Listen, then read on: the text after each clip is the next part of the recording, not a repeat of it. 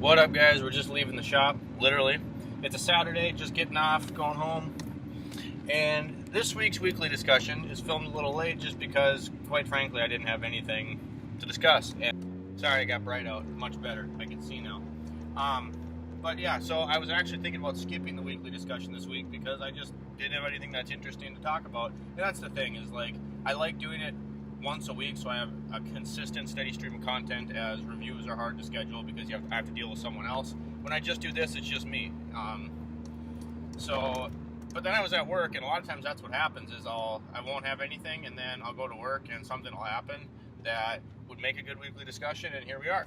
So today's discussion is going to be when to let concerns die. Let me get on the freeway here. Woo! Camry power. Woo! There's 60. Alright, so this week's discussion is going to be when to let concerns die. Not when to quit. So, specifically, I'm talking if you work in a dealership and you have to do warranty work. Because everyone knows warranty work, you're not getting paid any diag time to do it. And 9 times out of 10, if someone comes in and the vehicle is newer, you know that maybe they just think something's wrong, or they don't know the vehicle well enough yet, or a lot of times, unless something that an outside influence, like getting in an accident or something, broke, these warranty repair tickets a lot of times are just really nothing. There's nothing to fix. So, case in point, today I had a 16 Corolla, and the complaint was customer states that the AC isn't working. Well, today in North Dakota, the humidity is crazy, and it's about 95 degrees outside. So understand that your air conditioning isn't going to work as efficiently as it normally would.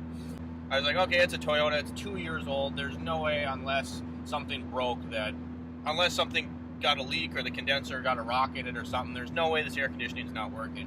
Whatever, I grab it.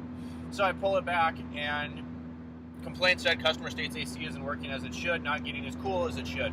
So I grab it, and I bring this car back. I had to finish and pull another car out of my stall, so I blasted the AC, rolled all the windows up, and put my little gauges in the vents to see what the temperature was at, my thermometers.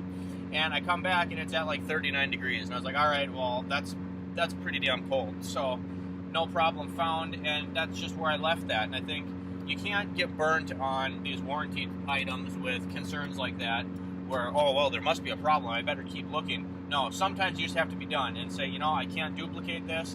If you can get this to act up again, bring it back, and I'll gladly take a look at it.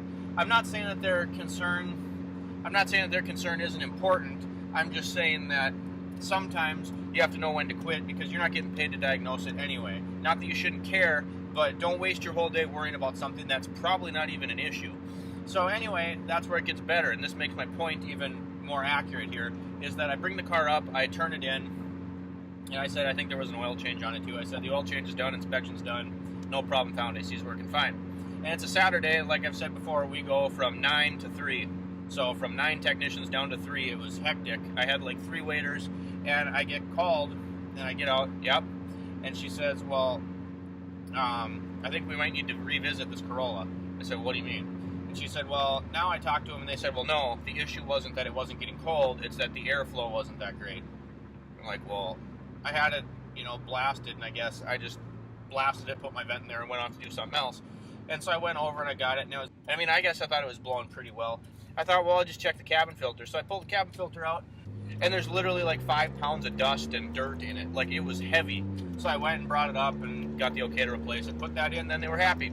But, so do you see my point here? When you get newer cars that have warranty concerns, don't waste your whole day on that concern, because a lot of times, at least at the dealership that I work at, there's not even an issue there when they're like newer cars. It's, the person just got into it, whatever the case may be. They might not be familiar with that vehicle, or it might just be a quirk of that vehicle that someone isn't aware of yet, So you can't waste too much time worrying about concerns on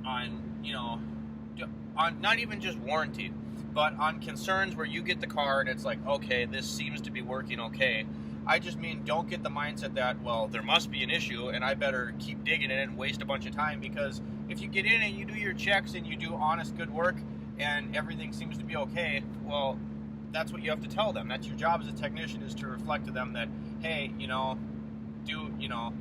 after my diagnosis, everything seems to be working proficiently, and If it acts up again or you're not satisfied or you think it gets worse, bring it back, I'll look at it again. You can't afford to waste your whole day on flat rate for a concern that isn't duplicated. So that wraps up this week's weekly discussion. Just make sure you're still doing quality work out there, guys. I by no means mean to say that someone's concern isn't important. Definitely check it out. The whole point of this video is just to say, if you can't find something, you got to know when to draw the line. You got to know when to say, hey, I can't find anything wrong with this, and you're just going to have to take it. I'm sorry. Don't be afraid to do that. Don't be afraid to say, I couldn't find an issue, because sometimes, honestly, that's the answer. Or, like I just said, I'm glad I didn't waste a ton of time, because then that wasn't even what they wanted, even though that's what they said. So, but we got it out of there. It's all good. So, hope you guys liked this weekly discussion. I'm trying to think, is there anything else that was updated? The Mazda, I'm still waiting on a few parts for. So you guys will see that video relatively soon. We're going to be digging into those hubs, rebuilding them, and checking the preload on those wheel bearings, and hopefully everything goes good. Otherwise, see you next time. Catch you later.